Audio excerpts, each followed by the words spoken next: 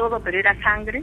Secábamos nosotros y salía del oído, salía así, escurría y se iba por el cuello, de los dos lados, y de la boca también, por las comisuras. Con la diferencia de que en este caso es un niño de 3 años, casi 4 años, que no ha sido condicionado por este tipo de historias y que describe prácticamente paso a paso todos esos pasos, valga la redundancia, de una ECM, como por ejemplo verse a sí mismo mientras los médicos lo están operando. Y claro, nosotros cuando hemos abierto todo vimos que había escurrido hacia abajo, pero había manchado todo. 3 toallas de verdad de baño, empapadas, todos secamos toda la caja, todo el ataúd y le seguía saliendo. Durante la primera operación, cuando pude ver el cielo, al mirar hacia abajo pude ver a mi padre rezando en una habitación. Y de pronto el niño aparece y les pregunta, bueno, mami, tengo 2 hermanas, ¿no?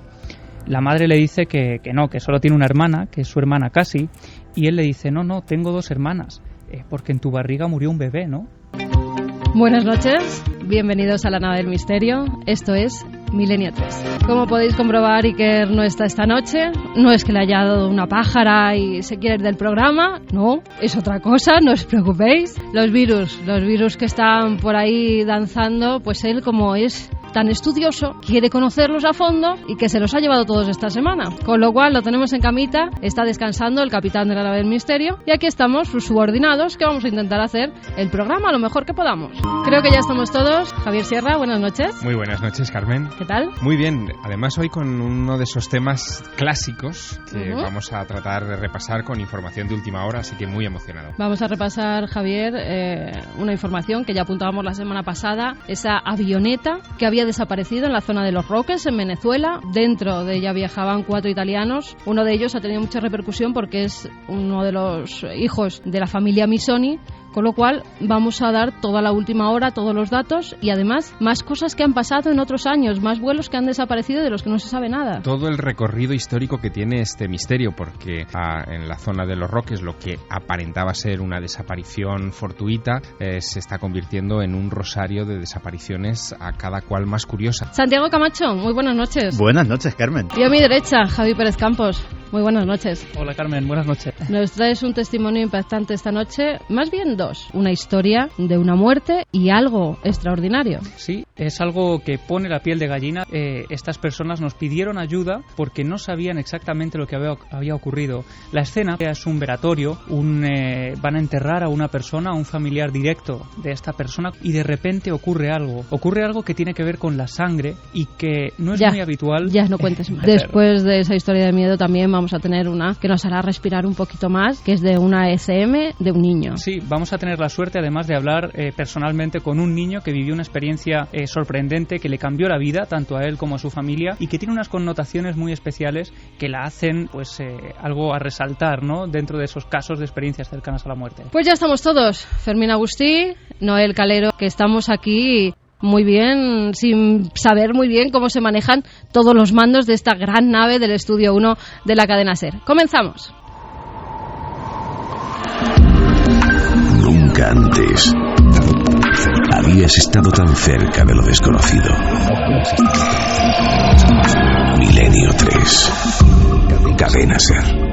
Tengo delante de mí la última fotografía que se hace pues a estos 4 miembros que iban en un bimotor Norman 2, así es la avioneta en la que se subieron, más o menos a las 5:30 de la tarde. Vittorio Misoni es una de las personas que iba dentro de ella.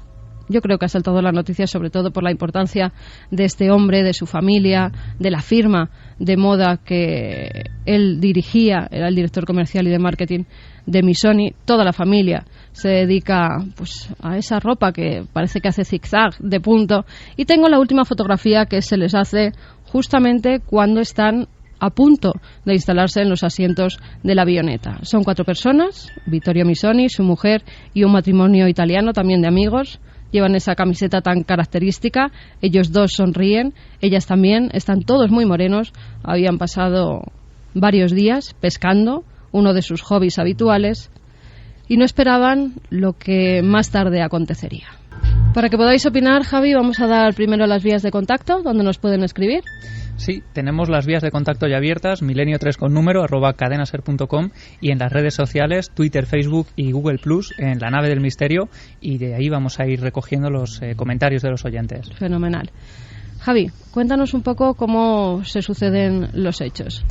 Bueno, la información que tenemos es que el pasado 4 de enero un avión, un Britten Norman Islander fabricado en el Reino Unido en 1968, es decir, ya un aparato con unos cuantos años, recibe a unos ilustres huéspedes. Son esos 4 italianos, 2 matrimonios que son amigos y que han ido a pasar sus vacaciones de Año Nuevo, de Navidad, a esa zona paradisiaca frente a las costas de Venezuela, que son Los Roques, en las Antillas Menores de ese país. Llevaban desde el 28 de diciembre allí. Exactamente, llevaban desde el 28 de diciembre. El lugar es un lugar que garantiza la tranquilidad, sobre todo para muchos VIPs, porque solamente se puede acceder a él por pequeños aeroplanos que aterrizan en la corta pista de San Roque o del Gran Roque, que es la gran isla de esa especie de pequeña constelación de islitas de apenas 40 kilómetros de superficie, es decir, hay muy poco territorio en ese lugar, pero las playas son de una arena blanquísima, muy atractivas, por donde han pasado presidentes de gobierno,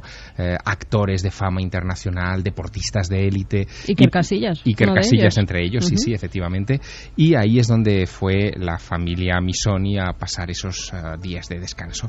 Pues bien, el último día de estancia en ese paraíso, estos 4 amigos deciden embarcarse en su avioneta para emprender el viaje ya de regreso a casa.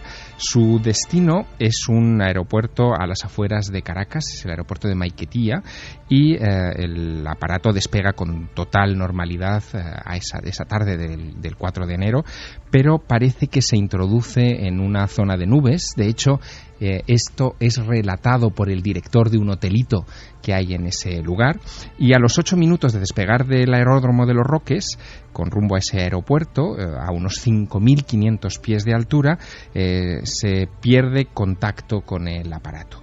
Parece que, por la información del radar, en apenas un minuto pierde 1.000 pies de altura y pasa de 120 nudos de velocidad a apenas 20 nudos. A los 20 nudos, un aparato de esas características, de un Britten Norman, ya no se sostiene en el aire, y por lo tanto la hipótesis más plausible es que el piloto debió hacer una maniobra para amerizar. Mira, Javier, vamos a escuchar a Mauro Bafile, él es director de la Voce de Italia en Venezuela, que precisamente nos hablaba de cómo desaparece esta aeronave en los radares. La caída al agua, que pareciera ahora haber sido confirmada por una señal en los radares que fueron identificados. Esta señal en los radares son las últimas noticias que nosotros hemos obtenido. Muestran que la avioneta tuvo primero un movimiento brusco hacia la izquierda, y después una pérdida abrupta tanto de potencia del motor, que creo que llegó hasta los 20 nudos, y una caída abrupta de unos 1.000 metros o más, y después desapareció del radar. Eso hace suponer que la avioneta se haya estrellado, se haya caído al agua. Queda la interrogante: ¿por qué no se encuentran los restos de la misma? Nos decía Mauro, queda una interrogante: ¿por qué no se han encontrado los restos de la misma? Esa es la clave y lo que tiene desconcertados a los equipos de búsqueda desde primeros de año, porque efectivamente no se encontró ninguna mancha de combustible, que suele ser normal en este tipo de incidentes, ningún resto flotando en el agua, pues en fin, restos de alerones, de superficies plásticas, en fin, cualquier indicio que hablara de un impacto contra. Aunque esta semana se había rescatado algo que en principio creyeron que podía ser parte de la aeronave, si se hubiera estrellado, pero luego comprobaron que no, que era una pieza que pertenecía a otra avioneta, no sabían de cuándo. Bueno, se han dado muchas falsas alarmas en estos días. De hecho, fíjate, se pone en marcha un operativo de búsqueda en el que participan 443 personas. Hay desde operativos privados a personal que pertenece al ejército venezolano, que ha estado también participando en las tareas de búsqueda y de rescate. Y se produjo un incidente muy curioso el 10 de enero, en fin, unos 6 días después de esta desaparición, cuando aparece a 500 metros del puerto de La Guaira, en el estado de Vargas, el cadáver de un hombre flotando, que inmediatamente es, en fin, se supone que es uno de las víctimas de este accidente, de los tripulantes de este avión. Pero se descarta inmediatamente, se averigua muy pronto que se trata de un operario de ese mismo puerto que cayó al mar el día anterior por un golpe de agua y que se había dado por desaparecido. Por las huellas dactilares inmediatamente y por el perfil de ADN lo reconocen, y por lo tanto sigue el misterio respecto a la ausencia de restos, la ausencia de cuerpos, en fin, cualquier pista que hable de lo que ha podido ocurrir con este avión. Pues nosotros hemos intentado dilucidar algo dentro de tanto misterio. Para ello hemos hablado con Jaime de Montoto, es piloto de combate, asesor de la OTAN y miembro de los servicios de inteligencia españoles, y le hemos preguntado si esta zona realmente es una zona de alteraciones magnéticas graves. Y esto nos ha contestado. Hasta donde yo sé, no es una zona donde haya, por ejemplo, ningún tipo de anomalías magnéticas graves, como para poder desviar un avión y convencerle de que va en ruta y llevarlo a otro lado completamente distinto, que se quede sin gasolina y que caiga en medio de la selva, por ejemplo. Tendríamos que tener más datos para poder, hacer un estudio previo y acotar un poco las posibilidades de lo que le ha podido pasar a este hombre y este avión. Jaime de Montoto nos decía que no es una zona especialmente conocida por sus alteraciones o porque haya fuertes vientos o porque de alguna forma pues todos los instrumentos que llevan dentro del avión se vuelven locos, como pasa en algunos triángulos que luego, si quieres, comentaremos, Javier. Sí, bueno. En esos triángulos de las Bermudas, que los llaman así, al parecer sufren esas alteraciones, pero en esta zona de los Roques no es así. No, ni siquiera es una zona, por ejemplo, de especial influencia volcánica. No hay volcanes submarinos llamativos, pero sí que hay, por ejemplo, profundidades elevadas. Es decir, hay zonas de profundidad en torno a esos roques que son coralinos.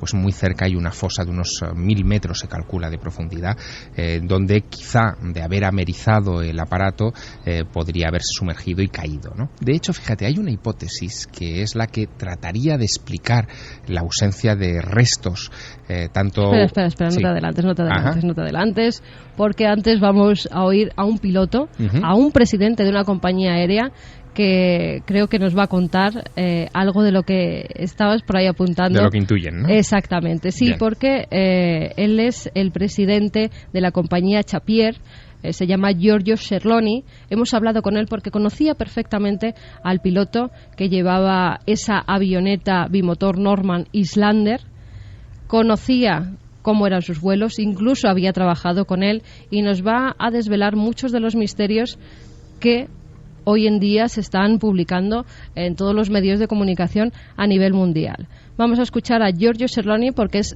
la conversación que hemos tenido hace apenas unos minutos con él.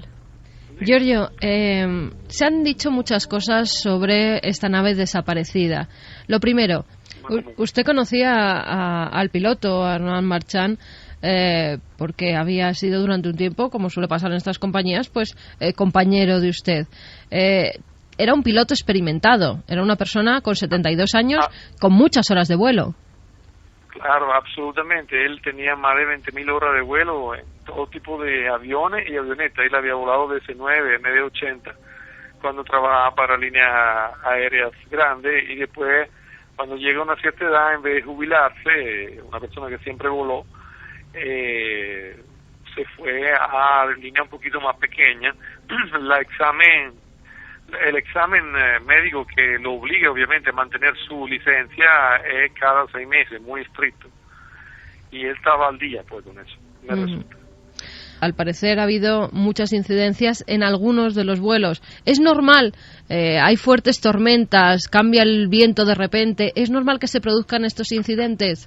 Pero es una ruta muy sencilla, una ruta donde nunca hay mal tiempo. aparte el 4 de enero cuando pasó. Ahí sí había una formación de cumulonimbus a la mitad del camino, pues después pasada la barrera coralina del archipiélago por efecto de la condensa, el calor que se desata desde la misma del mismo archipiélago. Cuando cambia a mare abierto, obviamente si el aire está húmeda, se condensa y forma cumulonimbus, pero es solamente 1 o 2 meses al año, ¿no? En los Roques siempre hay sol, básicamente, y el vuelo es muy tranquilo, dura media hora, 40 minutos. Nos comentaban hace pocos minutos que al parecer se localizó en radares militares la caída de la avioneta. Al parecer había dado un giro a la izquierda e inmediatamente había perdido mucha altura. Es lo que se sabía hasta el momento. ¿Qué puede significar eso? Mire, yo personalmente, siendo en la aviación pues civil desde hace más de 12 años, le digo una cosa, no sé qué tipo de traza radar tiene la autoridad, pero lo que yo estoy seguro es que me resulta que el alcance de radar de la torre de control de Maiquetía del aeropuerto internacional no llega a superar la 40-50 millas de alcance. Yo pienso que ellos se basan sencillamente por a dónde el piloto se reportó. Le explico, no hay ninguna traza disponible que alguien puede decir tenemos. Porque, repito, el alcance no llega hasta el punto donde el piloto se reportó. La torre de control sencillamente le pide al piloto que se reporte cada 10 minutos, el piloto llama por radio a la torre de control y la torre de control lo anota en una mapa, en un papel, básicamente. Entonces están buscando básicamente en el mismo punto a donde hubo lugar el último accidente grave, porque fue del 2008, con otra aerolínea, pues donde fallecieron otra persona, otras 16 personas, incluyendo piloto y copiloto, con otro tipo de avioneta. Que además es casualidad, en la misma fecha 5 años antes. Es increíble, eso de verdad ha dejado todo el mundo con una estadística, con la boca abierta, porque obviamente nadie se explica esa cábala, pues esa casualidad, que podría tampoco no ser casualidad, porque el piloto Marchand que volaba con esa avioneta fue piloto principal y su copiloto fue la única víctima que se consiguió de ese accidente del 2008. Estaba en la orilla de la playa llevado por la corriente. La única persona que se consiguió, obviamente que no tenía vida, de ese accidente del 2008. Y él había sido compañero por como mínimo 5 o 6 años, donde Marchand era el copiloto y esta persona que murió en el 2008 era su copiloto, se conocía desde hace mucho tiempo.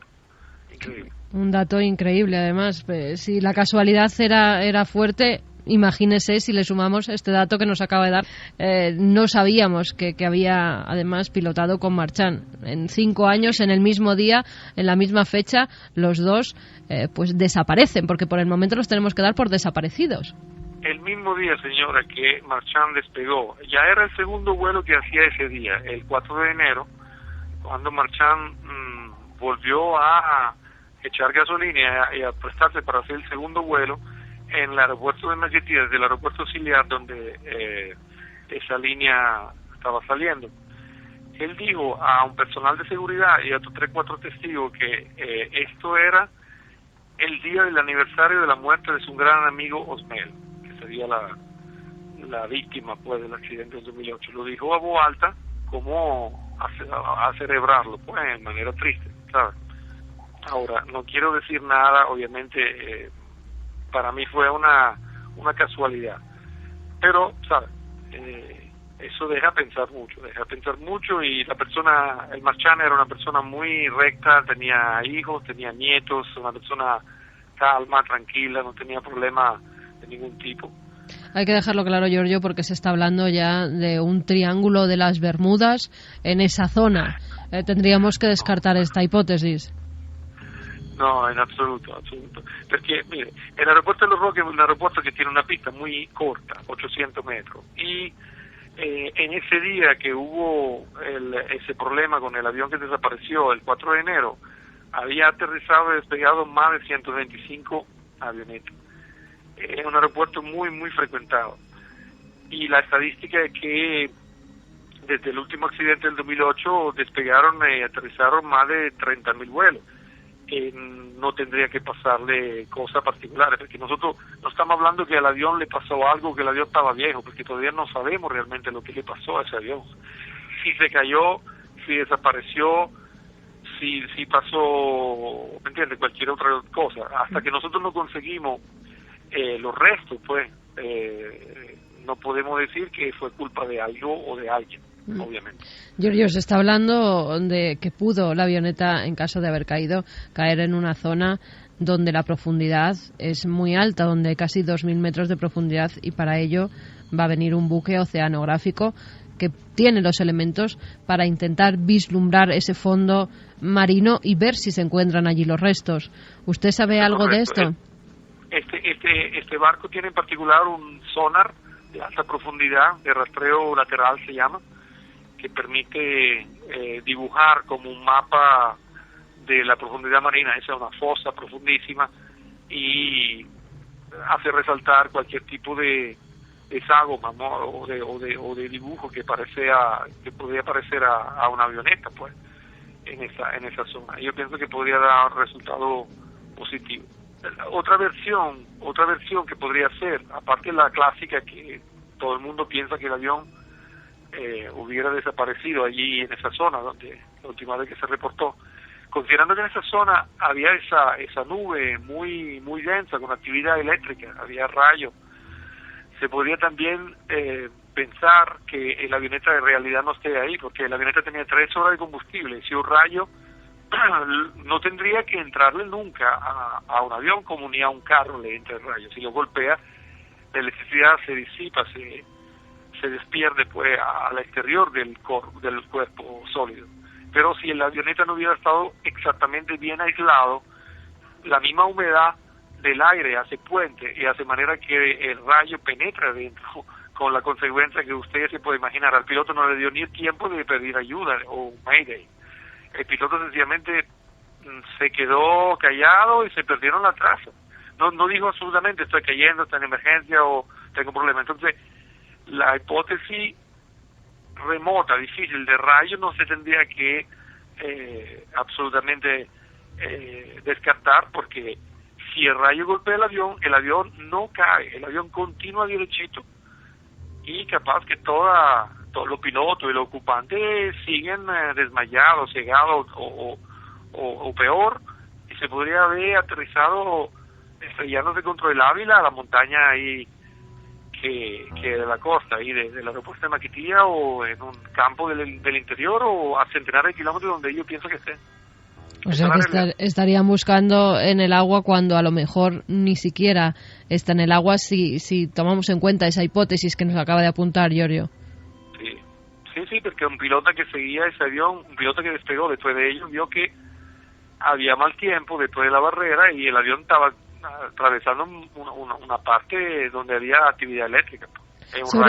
Sobre eso le iba a preguntar, porque ese piloto que iba detrás, que había despegado un minuto después, sí que asegura que entra en una nube, esta avioneta donde viajaba Missoni, que entra dentro de la nube, ve como un rayo, pero no ve que la nave caiga en ningún momento. Exacto, porque el piloto que seguía el avión donde estaba montado el señor Missoni, una vez que escuchó en la misma frecuencia la torre de control que llamaba a reportarse la primera avioneta, no escuchando respuesta, él también lo llamó y pidiendo permiso a la torre de control de bajar de altura, se puso a la búsqueda inmediatamente en la zona donde él pensaba o había escuchado en la radial, pues se llama, que sería la ruta que estaba siguiendo. Se quedó como media hora buscando a pelo del mar casi, para ver si había amarizado, o sea, había resto de algún tipo. Es verdad que la mar estaba muy, muy picada, había como ola de 2.7 metros en ese momento, había mucha brisa y ola muy alta. Pero él, por media hora, perlustrando la zona, no vio absolutamente nada. ¿Entiendes? Pues Giorgio Serloni, presidente de la compañía Chapier, que hace esos vuelos, de verdad que se lo agradecemos muchísimo porque nos ha sacado de muchísimas dudas y ahora parece que lo tenemos más claro. Esperemos que dentro de poco se encuentre a esa aeronave y esperemos, pues, aunque ya es muy difícil, que estén con vida, aunque es una hipótesis que ya es un poco complicada. Claro, todo el mundo lo esperamos, obviamente, sinceramente. Un saludo muy fuerte desde España. Antes. Se está hablando mucho, Santi, últimamente de Obama y la matanza de Sandy Hook. Aquí lo apuntamos, ¿verdad? Pero parece que se está creando una bola de nieve tremenda porque, y si quieres, durante la semana que viene lo comentamos, se han emitido, y por internet está siendo un boom, fotografías donde se ve a una niña que presuntamente ha muerto en esa matanza, pero luego, durante los funerales, Obama va allí y está abrazando a esa misma niña. Bueno, os quedáis conmigo, ¿no?, para la siguiente hora. Claro. Hay muchas más cosas, que se queden también todos nuestros oyentes, porque tenemos un caso de una persona que muere, está en el ataúd, va a ser enterrada, pero de repente sucede algo. ¿Qué será ese algo? Javi, nos lo tienes que contar. También vamos a hablar de la ECM, de un niño de 4 años que tiene una operación de apendicitis y vive absolutamente de todo, hasta tal punto que se ha escrito un libro, El cielo es real. Y también, como no, Diego Marañón, en Créalo o no, nos va a resolver el enigma de la semana pasada, ese dedo que aparecía en unos frijoles, y va con un caso nuevo. Así que permanecer todos ahí. Vamos unos minutitos con los servicios informativos de la cadena SER y ahora mismo estamos de vuelta.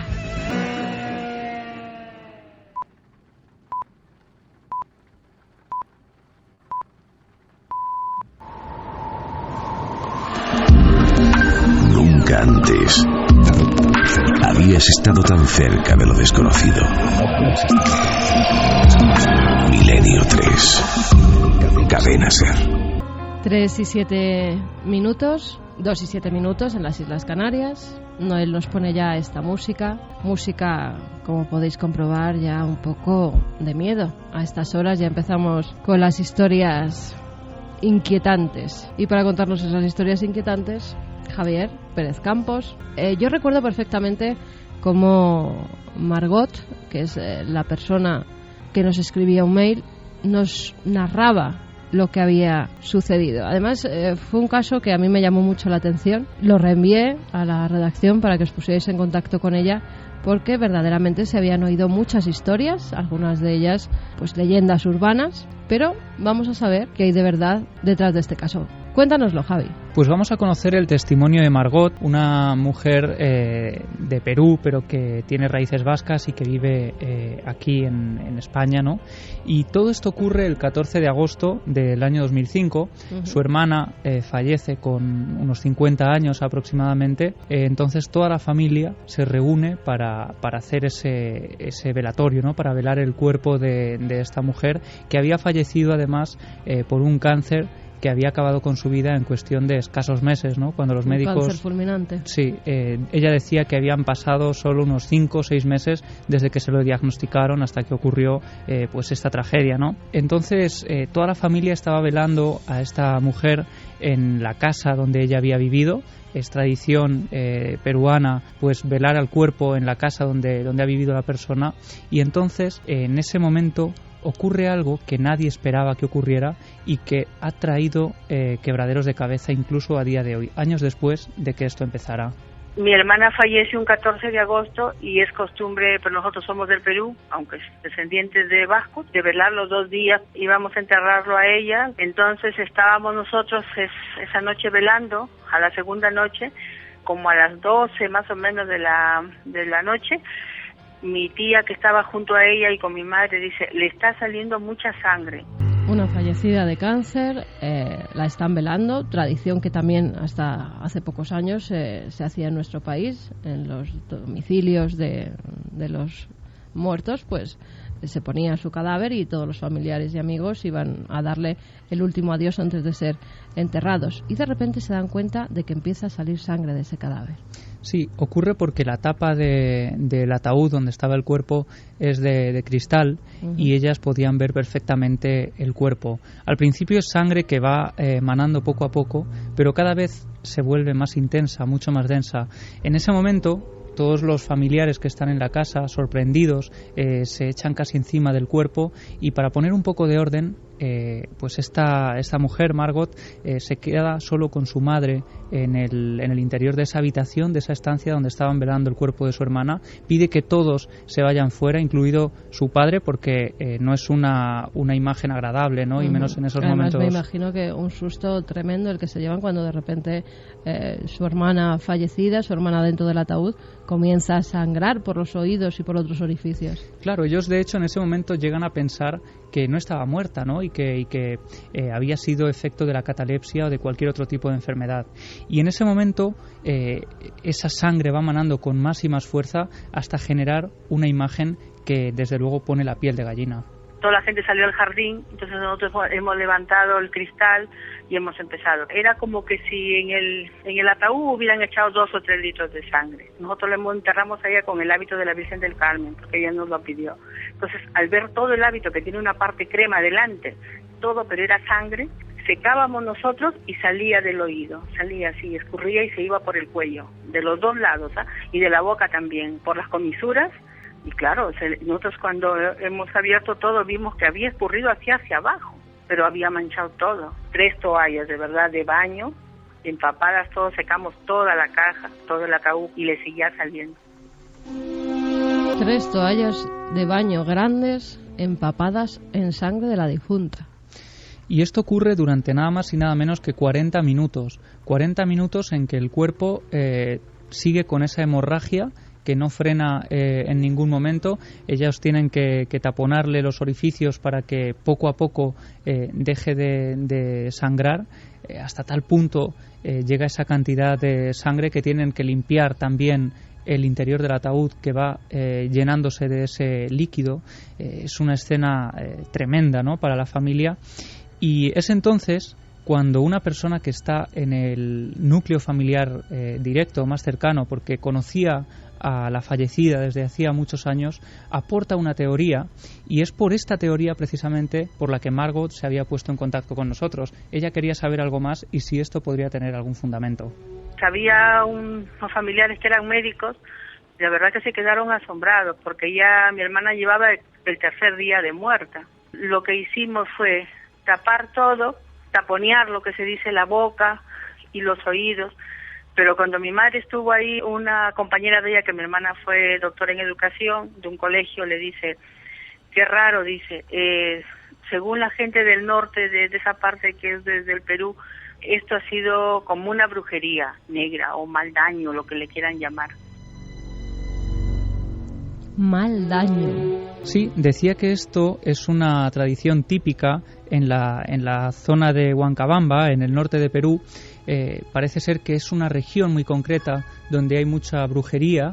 De hecho, es cierto que haciendo una búsqueda muy sencilla ahora mismo en Internet aparecen muchos anuncios de brujería y de rituales de ese tipo en esa zona concreta de Perú.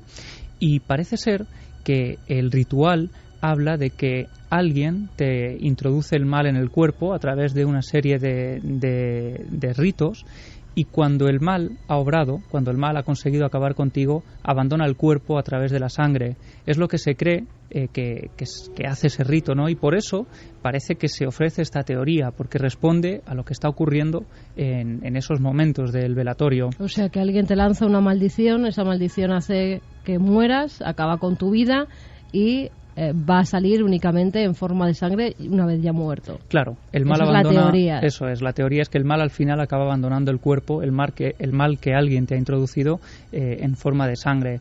Así que pensando que todo esto podía estar relacionado con ese ritual relacionado con el mal, deciden hacer una especie de devolución o anulación, mejor dicho, de ese rito con unas monedas de plata, porque la persona que conoce este ritual pues conoce también la forma de luchar contra él. Nos dijeron a nosotros de que cuando pasa esto que hay que ponerle una moneda de plata en la boca, y mi madre sí le puso. Cuando ya fue esto, que ya vino la sangre y todo eso, mi madre cogió y metió esa moneda, porque mis tías viajaron y le fueron llevando una moneda de plata. Según las cosas que se habla ahí, dicen que cuando se pone eso dentro de la boca, pues la persona que ha hecho el daño o el familiar directo muere. Pasado un tiempo, cuando mi madre ha venido, nos dice de que había muerto de ahora para mañana una persona que vivía por la casa el hijo de una persona de donde vivía mi hermana. O sea que esa persona que había fallecido presuntamente es el que había hecho el mal daño a la difunta. Claro, o un familiar directo, porque al poner la moneda de plata sobre la boca se cree, según esta tradición, que fallece o bien la persona que ha hecho ese mal daño o una persona directa vinculada a su núcleo familiar más directo.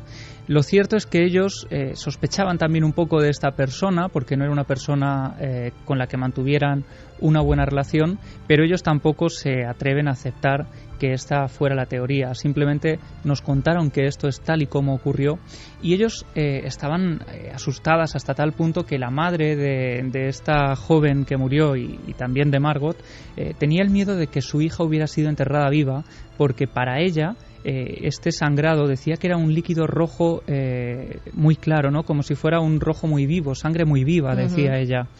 Y todo eso les hizo sospechar, incluso hasta el día de hoy, que hubieran podido cometer una negligencia médica.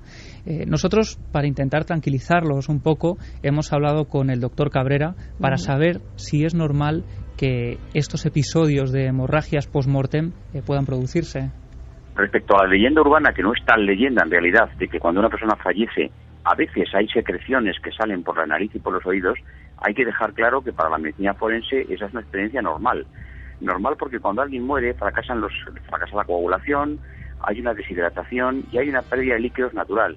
De ahí la costumbre antigua de taponar la nariz y los oídos en las personas fallecidas con algodón. Es cierto que se amortajaba a las personas con algodones en los oídos, en la nariz, muchas veces en la boca. Pero hay un caso de una persona a la que estuvieran velando y que perdiera sangre de esa forma, la verdad es que no la había escuchado, como tampoco había escuchado la tradición peruana de este mal daño que luego tenían que meterle para luchar contra él una moneda de plata en la boca. Claro, lo que ocurre es que, y nos decía el doctor Cabrera, que este tipo de hemorragias nasales o por los oídos son comunes, pero a pequeña escala. Desde luego no como estamos escuchando de una hemorragia de 40 minutos que acaba manchando todas las ropas, que sale casi a borbotones y que es imparable hasta el punto de tener que taponar con 3 toallas incluso limpiando todo el ataúd, ¿no? Y toda la ropa. ¿Habéis escuchado algo parecido alguna vez? Jamás. La verdad que no, aunque lo de la moneda de plata en boca de difunto es algo ancestral en el viejo mundo, ¿verdad? Era el pago a Caronte. Exacto. En la boca o en la mano. Muchas veces han encontrado esqueletos que en la mano cerrada tenían algunas monedas que precisamente eran para eso, ¿no? Bueno, para pagar el que paso al otro mundo. O incluso sobre las cuencas de los ojos para evitar que se abrieran en un reflejo lógico del rigor mortis. Sí, pero como algo para que ese mal se volviera en contra del que lo ha hecho. Mira que nosotros hemos estado en Perú pero esa tradición la verdad que no la había escuchado nunca. Bueno, un caso impactante. Vamos a cambiar de tercio, Noel. Métenos un indicativo y vamos con una noticia, un breve de teletransportación. Físicos británicos de la Universidad de Cambridge aseguran haber dado un nuevo paso hacia el teletransporte. Mediante nuevos avances técnicos podrían haber resuelto las bases matemáticas para hacer más eficiente el envío de información cuántica a la velocidad de la luz. El artículo publicado en la revista Physical Review demuestra con cálculos matemáticos que es posible viajar a la velocidad de la luz en el mundo cuántico, donde las moléculas pueden incluso llegar a estar en 2 sitios a la vez. Así, los físicos esperan que este hallazgo pueda ser útil en el campo de la computación cuántica. Avances en la teletransportación. Nos van dando pequeñas pildoritas, ¿no? De que no soñabais vosotros, porque yo muchas veces en esos viajes que se me hacían eternos de pequeña, que íbamos con los coches no son los que son ahora, las carreteras no son las que son ahora, y cuando mis padres me llevaban a Galicia de vacaciones, esas curvas, esos puertos, se me hacía inmenso y siempre soñaba con teletransportación. Pues, estar en mi casa, meterme en una cúpula y aparecer en otro sitio en un instante. Me temo que vas a tener que seguir soñando eso, porque sí, ¿no?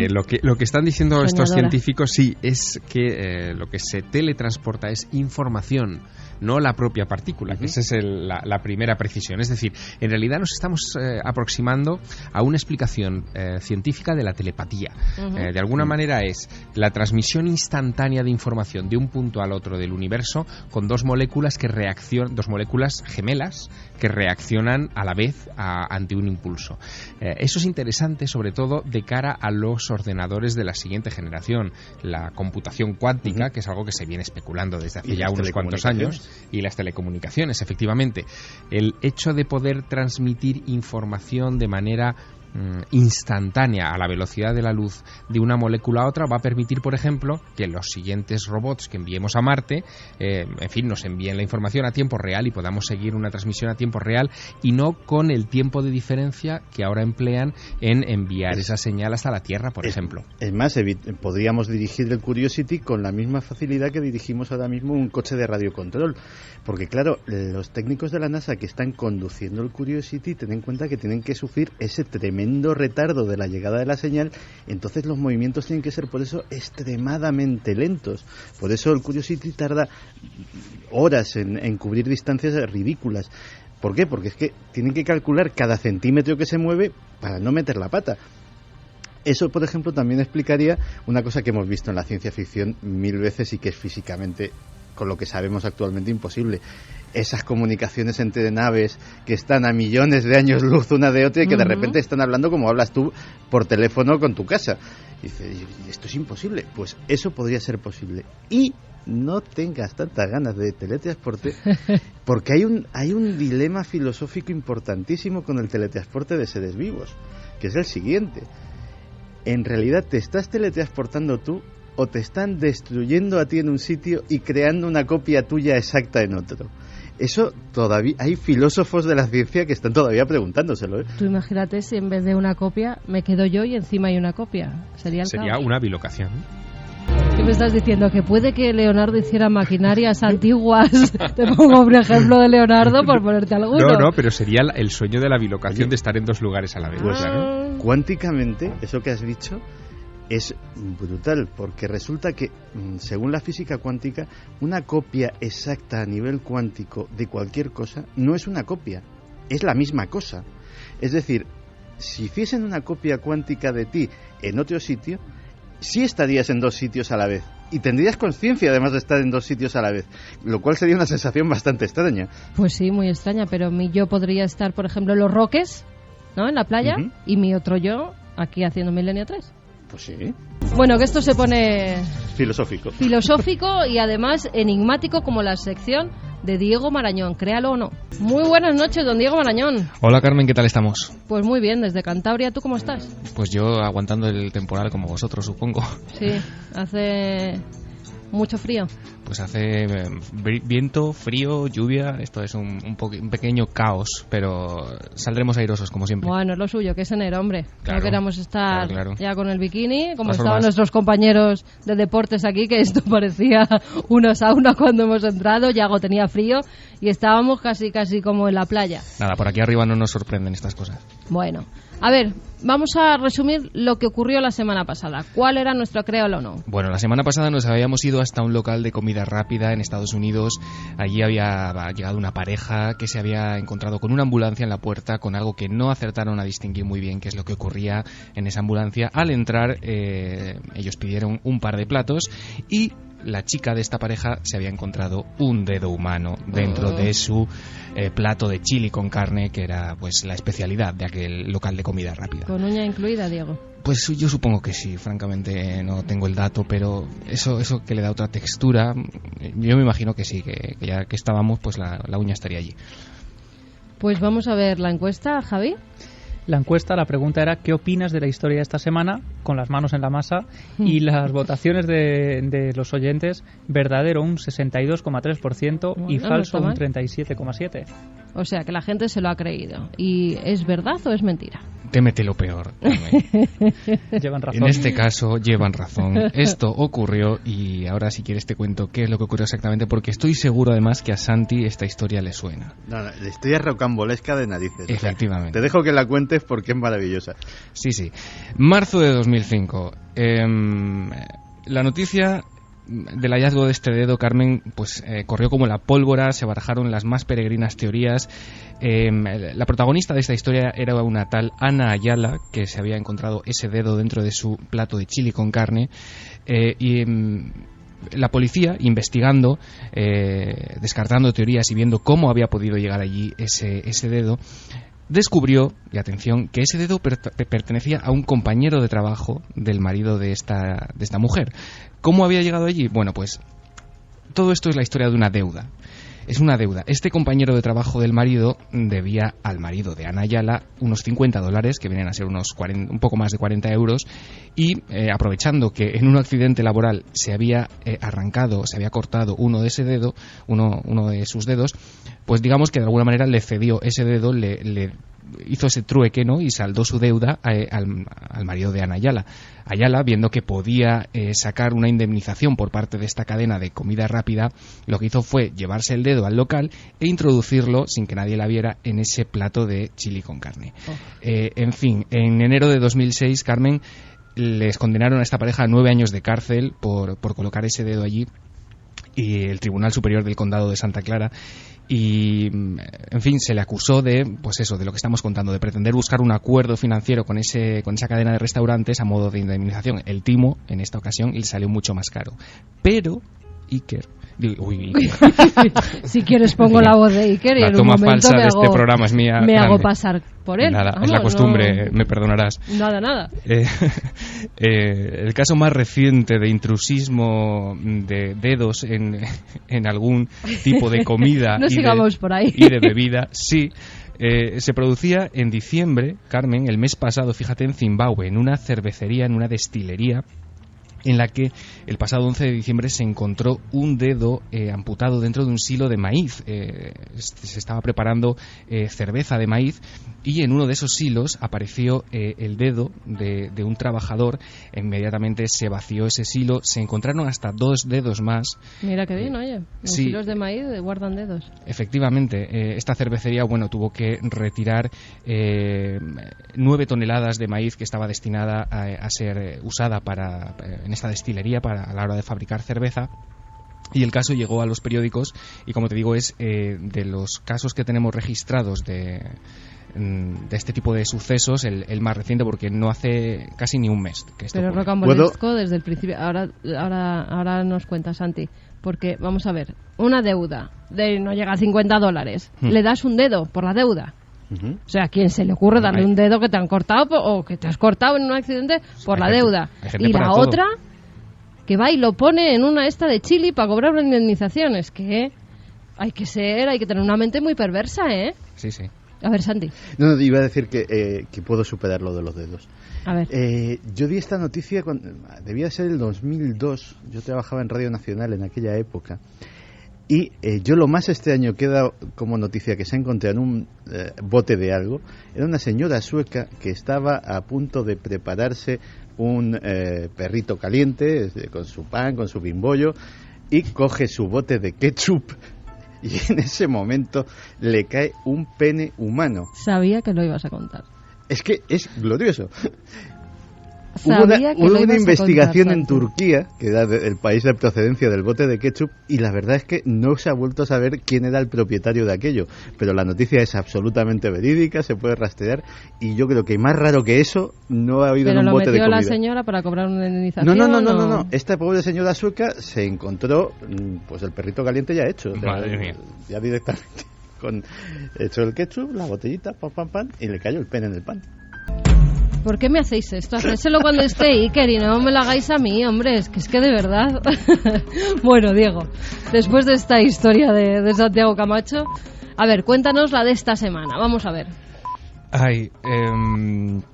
Bueno, la historia de esta semana, Carmen, vamos a volver un poco al mundo de esta zoología que llevábamos explorando un par de semanas. Hemos hablado de arañas y hoy nos vamos a ir al mundo de los ofidios. Vamos a hablar de serpientes, porque en un programa como Milenio 3 pues hemos hablado muchísimas veces al tratar temas de criptozoología de serpientes gigantes. A estas horas, además, Guillermo León está poniendo en las redes sociales fotografías y vídeos de alguna de las cosas que vamos a comentar.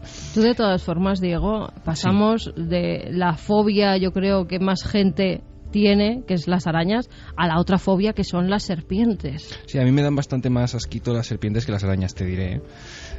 Supongo que es algo normal y que viene de antiguo, porque fíjate que, y además, pues por ejemplo, Javier Sierra puede decir que esto es así. En el Antiguo Testamento pues se cita varias veces al Leviatán, y ese nombre pues proviene de la voz hebrea Liviatán, que traducido se puede traducirse como monstruo tortuoso o serpiente enroscada. Pues lo que tentó a Eva en el paraíso también es una serpiente. Quiero decir que es una tradición, el animal se ve como negativo desde muy antiguo. Hablando de serpientes gigantes, por ejemplo, sobre todo en las culturas nórdicas, son muy usuales. En Islandia pues se habla de la leyenda del famoso Skrimst, que es un terrible animal que aparece por primera vez, según las crónicas, en 1345 y que tiene un largo cuello arqueado y una cabeza como de caballo. En Noruega también tenemos casos como este, y por ejemplo en 1817, lo que parecía un ser viviente apareció en Gloucester, en Massachusetts, con una longitud que se calculó, Carmen, entre 17 y 40 metros en esa bahía de ese pueblo. Y hablamos de todo esto porque esta semana nos llegaba al correo del programa un mail de un oyente bastante llamativo y bastante impactante. Incluía una imagen que también Guillermo está colgando en estos momentos y decía a grandes rasgos lo siguiente. Decía: os envío una foto en la que aparece una anaconda gigante del Amazonas. Se la enviaron a mi padre unos compañeros de profesión que estaban realizando unas obras de construcción de torres eléctricas en Brasil. Según parece, anteriormente esa anaconda había matado a un operador. No tengo muy claras las dimensiones. Según le comentaron a mi padre, la midieron y alcanzaba casi 20 metros, aunque yo creo que exageraban.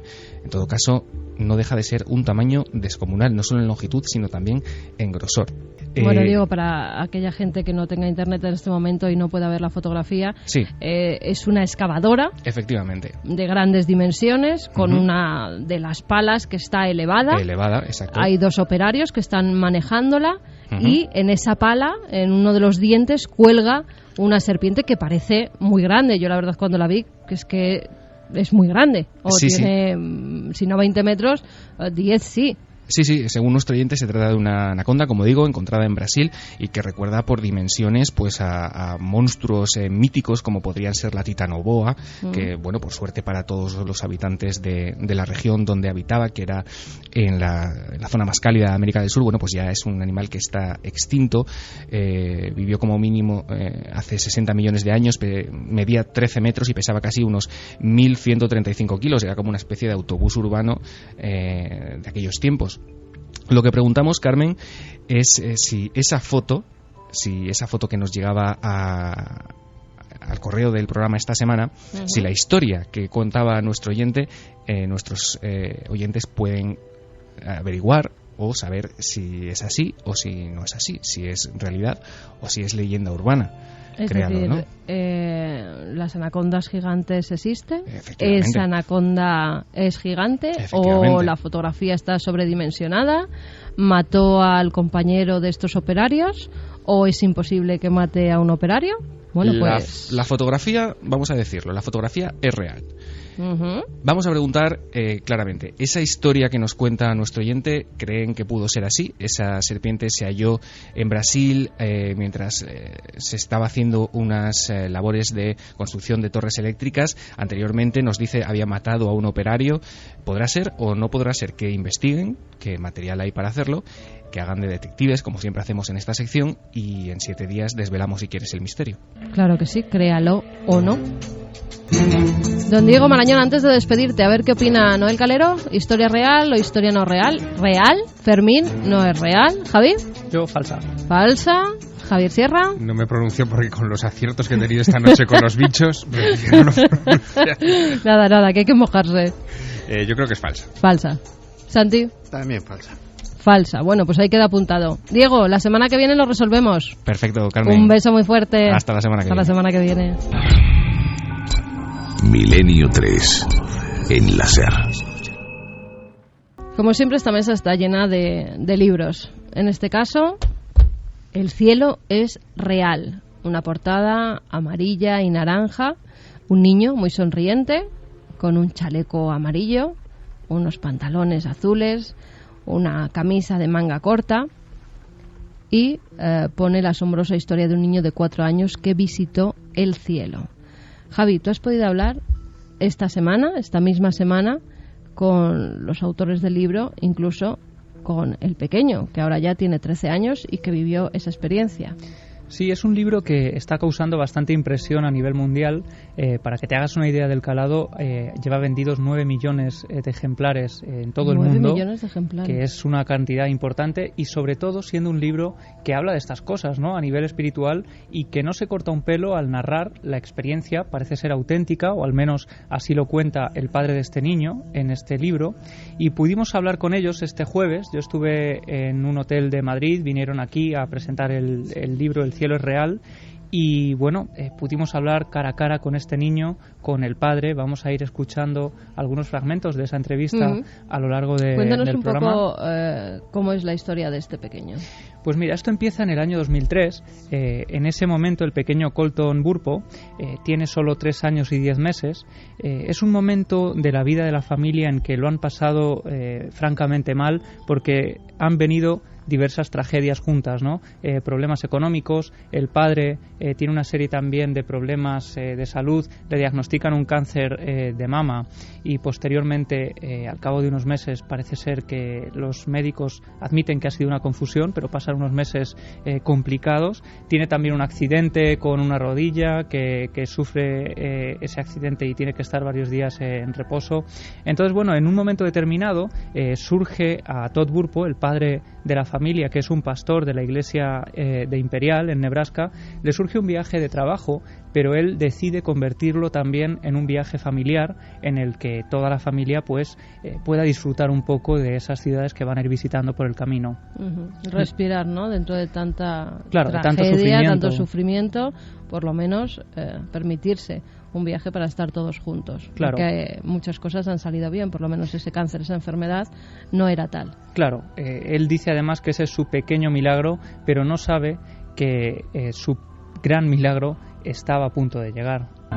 El día antes de salir de viaje, el pequeño Colton empieza a sufrir unos fuertes dolores de estómago. Dice que se encuentra muy mal, empieza incluso a vomitar. Ellos se plantean si hacer el viaje o no, pero a la mañana siguiente Colton se despierta perfectamente y deciden emprender esa pequeña aventura familiar. Lo que ocurre es que cuando llevan varias horas de viaje, Colton empieza otra vez a sufrir esos fuertes dolores de estómago. Poco a poco se van incrementando hasta el punto de que empieza a vomitar casi constantemente. Dicen que vomita cada media hora, y llega un momento en el que el niño está sufriendo de tal manera que tienen que llevarlo a un hospital. Llegan al hospital más cercano, allí pasan unos minutos, pasan varias horas, y al niño le diagnostican que tiene una simple gastroenteritis, que no hay nada de qué preocuparse y que pueden seguir con su viaje. La familia, un poco sorprendida, ¿no?, porque por ese diagnóstico al final deciden hacer caso a los médicos, continúan con el viaje, pero el niño sigue sin poder soportar esos dolores, ¿no? Pese Además, a la un medicación. niñito de 4 años que está continuamente vomitando y así, pues te alerta bastante, ¿no? Y más durante un viaje. Claro, un viaje en el que pasaban varias horas en carretera, no sabían dónde quedaba el hospital más cercano, así que finalmente deciden hacer un alto en el camino, en un hospital que vuelve a quedarles muy cerca de donde ellos estaban, y en ese sitio los médicos le hacen unas placas al niño para ver, para comprobar que todo está en orden, y sin embargo, cuando el médico, unas horas después, llega con los resultados, la familia se queda hundida por completo, porque en esas radiografías del tórax de Colton aparecen tres manchas como si los órganos del interior, dice el padre en el libro, hubieran reventado dentro del niño.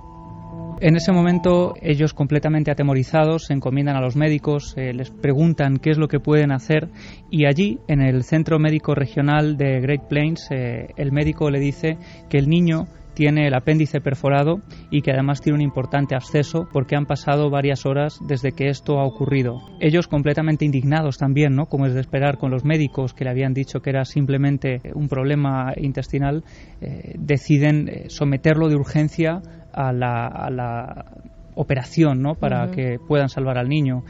Cuesta bastante, es muy complicado, el niño está sufriendo, no quiere tomar la medicina tampoco, dicen que son unos momentos además de gran tensión, y por fin consiguen que el pequeño Colton entre en el quirófano y comience esa operación.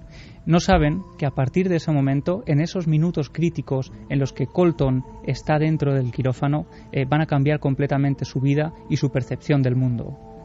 En ese momento el padre de Colton, Todd, se encierra en una habitación, está muy enojado, él es pastor, pero en ese momento tiene una gran crisis de fe, ¿no?, como es de esperar, por todo el sufrimiento que ha venido arrastrando, y por ese momento en el que él dice que ha visto a su hijo en la camilla con el rostro de la muerte prácticamente. Dice que tenía los párpados muy hundidos, la cara de un tono cetrino, y en ese instante, cuando el niño por fin se recupera, sale airoso de esa operación, no hay ninguna complicación en esos momentos de la cirugía. Posteriormente tiene que someterse una vez más a otra operación, pero cuando pasan los meses, aquello queda en una especie de anécdota en que la familia lo ha pasado francamente mal. Pasan los meses, cuando el niño está ya completamente recuperado, vuelven a emprender un viaje para ver a la familia de Colton, que está a varios kilómetros en otra población bastante lejana, y cuando pasan por cerca del hospital donde Colton había tenido esa experiencia con los médicos, le preguntan en tono jocoso si quiere volver al hospital para ver a los médicos que lo habían tratado.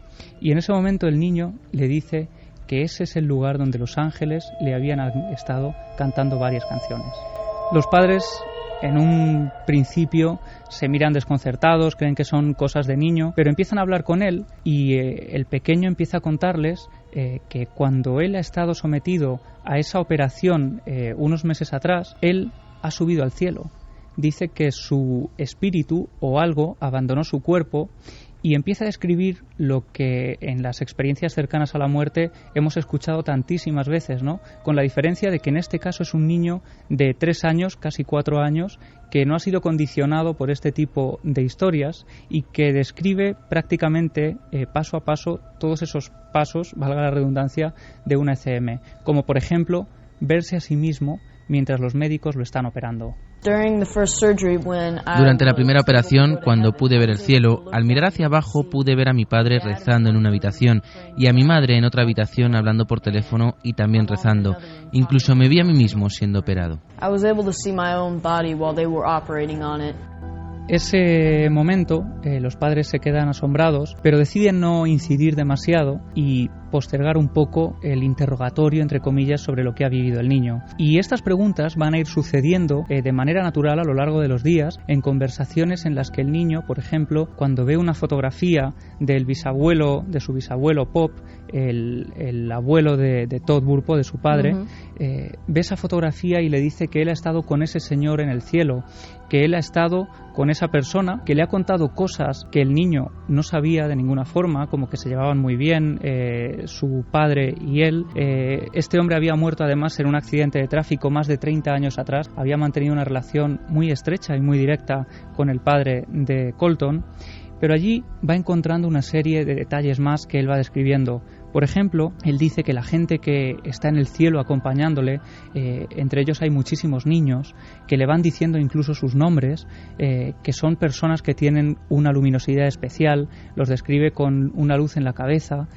Dice también, por ejemplo, que llega a ver a Jesús, y esta es una de las cosas más interesantes del caso, porque ahora hablaremos con José Miguel Gaona sobre si se puede condicionar la experiencia cercana a la muerte, pues las propias creencias de la familia, ¿no? Aunque en este caso, cuando yo hablaba con el padre del niño, decían que sí, que él era pastor, pero el pequeño tenía apenas 3 años y medio, había aprendido a hablar con cierto retraso, ¿no? Uh-huh. Y bueno, no se le había contado demasiado ni se le habían dado demasiadas explicaciones. Pero uno de los momentos más sorprendentes y que más hace replantearse todo esto es cuando ellos están trabajando, el padre y la madre de Colton están trabajando en casa, y de pronto el niño aparece y les pregunta, bueno, mami, tengo 2 hermanas, ¿no? La madre le dice que no, que solo tiene una hermana, que es su hermana Cassie, y él le dice, no, tengo 2 hermanas. Porque en tu barriga murió un bebé, ¿no? En ese momento los padres se quedan sorprendidos, pero también un poco enfadados porque creen que alguien del entorno familiar le ha contado eso al niño cuando ellos habían estado ocultándoselo, ¿no? Porque no era algo demasiado agradable. Su madre había tenido un aborto. Claro, la madre había tenido un aborto, el primer bebé que iban a tener falleció a los 2 meses de estar en el vientre. Uh-huh. No sabían siquiera si iba a ser niño o niña, no tenían nombre elegido, pero Colton asegura que una de las primeras cosas que él ve cuando llega al cielo, o a lo que para él es el cielo, es una niña que se le acerca y le dice que es su hermana. Cuando estaba a las puertas del cielo, esta chica salió corriendo a por mí y me dio un abrazo. No sabía bien quién era, pero me dijo quién era y paró de abrazarme. Se parecía mucho a mi hermana, salvo que era más baja y con el pelo más oscuro. Y finalmente, a lo largo de varios días, como decíamos, y a través de diferentes comentarios, el niño va describiendo una serie de escenas que para él pertenecen al cielo, ¿no? Describe, como decíamos, a Jesús, dice que Jesús tiene rotuladores en las manos y en los pies. Finalmente acaba diciendo que son rotuladores rojos, y el padre le pregunta, bueno, ¿y dónde tiene los rotuladores? Y el niño se señala las palmas de las manos y las plantas de los pies. Son escenas que él va como desarrollando. Si fueran rayos. Claro. Él lo interpreta como si fueran rotuladores rojos, ¿no? Pero claro, o los la estigmas visión de los rayos atravesando las manos, los pies o los estigmas, como claro. decía. Y ellos decían que nunca le habían enseñado un crucificado también por esa fuerza que podría tener para un niño pequeño. De hecho, hay un momento muy interesante en la entrevista en que yo cojo mi teléfono móvil y busco esa pintura del Bosco, ¿no? Del siglo XV, uh-huh. La ascensión al Empirio, ese momento... Se conserva en los Pozzi de Venecia. Claro, y que aparece magistralmente ese túnel de luz que tantos han descrito, con ángeles esperando, aguardando a la persona que va a entrar. O familiares, cada uno lo interpreta como quiere, ¿no? Los claro. familiares fallecidos que te esperan al final del túnel, al final de la luz. Claro, pero que aparecen además tal y como Colton los describía, con unas alas, una escena muy similar a lo que él decía. Y cuando yo le enseño esa pintura, él no la había visto antes y se queda completamente sorprendido. Solo es capaz de decir, wow. Y finalmente, bueno, esta experiencia del pequeño Colton tiene muchos detalles, ¿no? Pequeños, grandes detalles, como por ejemplo que al cabo de unos meses de sufrir esa experiencia, él dice que va a cruzar la carretera corriendo, hay un coche que está a punto de atropellarlo, el padre lo regaña, ¿no? Porque le dice que ha estado a punto de poner su vida en peligro. Y él se alegra porque afirmaba que así podría haber tenido otra oportunidad de visitar ese lugar en el que tan bien se había sentido durante esos 3 minutos que él había estado. Bueno, ¿y cómo se interpreta esto desde el punto de vista de un médico que además acaba de escribir un libro sobre experiencias cercanas a la muerte? ¿Con quién hemos hablado? ¿Con el doctor Gaona? Sí, hemos hablado con el doctor Gaona, que ha escrito ese libro, ¿no? Fantástico, Al otro lado del túnel, uh-huh. Para ver también si las creencias de la familia pueden influenciar de alguna forma a la propia experiencia cercana a la muerte. Y esto es lo que nos ha dicho José Miguel. Hombre, realmente cuando hay una experiencia cercana a la muerte, nuestros factores culturales influyen, pueden haber influido en la propia experiencia o quizá incluso aún más todavía en la explicación, en la recuperación en un momento dado de los factores, ¿no? Una vez ya pasada la experiencia. En definitiva, lo que cuenta es una ECM con todas las características. Lo que se suele vivir en un momento determinado es la aparición de seres de luz, de personajes que pueden flotar y que evidentemente a posteriori y según nuestra educación, según nuestro entorno cultural, pues son traducidos, por así decirlo, cuando ya la persona ha vuelto y lo verbaliza, como ángeles. El ser de luz se convierte en Mohammed o en Jesucristo o en Buda, etcétera, etcétera. Javier Sierra sentía. Sí, el caso además es bastante también de libro. Es decir, hay una cosa, ellos se excusan en que con 4 años una criatura pues que además ha tenido retraso a la hora de hablar, es muy improbable que haya sido consciente de determinados iconos o elementos que hayan podido influir su experiencia. Nada más lejos de la realidad. Es decir, un niño con 4 años es consciente de todo. Es consciente perfectamente, aunque tarde un poco en hablar, eso no quiere decir que tenga un retraso en la comprensión, ni muchísimo menos. Y es más, en casa de un predicador es muy improbable que no haya visto un crucifijo, una estampa, en fin, incluso que le hayan llevado al templo y haya visto como su padre está pues dando los sermones, llorando y... Efectivamente. Son como esponjas, además, los niños en ese tramo de edad. Es más, el incidente de la hermana también tiene una explicación. Es decir, es también poco probable que en un entorno de ese estilo el niño no haya podido escuchar al matrimonio haciendo un comentario sobre este asunto que no estaba dirigido a él, indudablemente, porque para eso los adultos se cuidan, obviamente, de proteger el entorno de sus hijos, pero que él pudo haber captado y pudo haber interpretado a su manera. Es decir, que esas cosas no son tan estancas como ellos en su relato, al final muy simplificado, muy para el gran público, nos han hecho creer.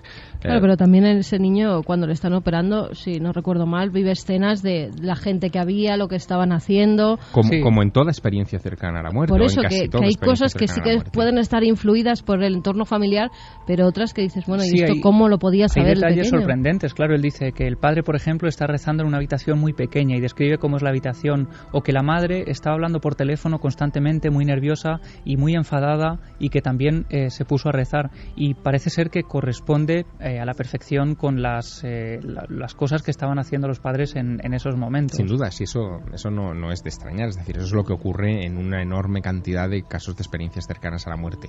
Otra cosa es que de repente él hable de que se sienta en el regazo de Jesús, que ve el salón del trono de Dios. Es decir, da una serie de imágenes que son muy, muy arquetípicas, que parecen muy condicionadas, ¿no? por la experiencia religiosa del entorno. Para un niño pequeño de 4 años, lo normal, si no vives en un entorno tan religioso, no es que describas esas cosas. Y hablar en esos términos, es decir, a mí me sorprende mucho la terminología, ¿no? Que pongamos en boca de un niño de 4 años que ha visto el salón del trono de Dios, me sorprende También mucho. Esa es la interpretación, yo creo, un poco del padre, ¿no? Que es el que escribe el libro y el que de cierta forma pues da la interpretación de lo que ha vivido y ha visto su hijo, pero algo tiene que haber. Sí que es cierto, cuando desde niños pequeños hasta neurocientíficos, publicaba Newsweek, si no recuerdo mal, toda la portada del cielo existe. Algo tiene que haber cuando gente completamente descreída, gente de ciencia, aseguran que han estado en el cielo y que han visto lo que han visto. Y en todos los contextos culturales del planeta, es decir, hay casuística de experiencias cercanas a la muerte ya inventariada y estudiada, tanto en la India como en países musulmanes, en países de credos completamente distintos al cristiano. Describen esencialmente la misma historia, pero le ponen etiquetas distintas. Pues chicos, que se nos han pasado las 2 horas y media así como que no quiere la cosa. Noel, cámbianos, ponnos un poco de alegría, hombre. Después de esa, que esta es la que le gusta a Iker, pero a mí ponme alegría, que hace mucho que no me la pones. Sobre todo para mandarle todas las vibraciones positivas a Iker para que se recupere y esté con nosotros muy pronto. Ahora me voy a cuidarle. A ver, Fermín, estaba recogiendo los últimos mensajes. Muy buenas noches, Carmen. Muy buenas noches. Darvos nos dice: las ECM son siempre muy interesantes, pero cuando quien las vive es un niño de 3 años es fascinante. Manuel Pérez se pregunta: ¿memoria genética? Constanza Moore: estas historias impactan a nivel emocional, dejan una huella dentro porque no tienen una explicación por mucho que se las quiera buscar. Luego también Patricio da Silva cuenta con la historia del créalo o no: mi padre y mi madre se conocieron en África y siempre nos han contado lo que le pasó a un niño negro que desapareció. Lo estuvieron buscando y finalmente lo encontraron dentro de una anaconda que se lo había comido. Una historia muy triste, pero real.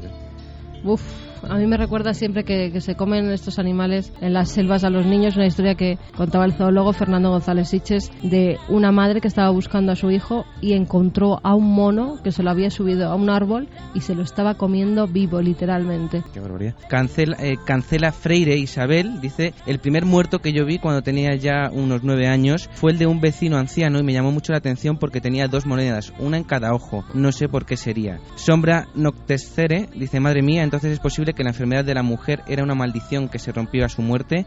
¿Qué Lo de los repelús me ha ojos dado? era muy normal, ¿no, Santi? Sí, en países, sobre todo es en la tradición grecolatina y en toda la zona mediterránea en realidad. Monedas en los ojos y vendar la mandíbula porque también se tiende a abrir la boca. Vamos a cambiar, que estamos con alegría. Pon alegría.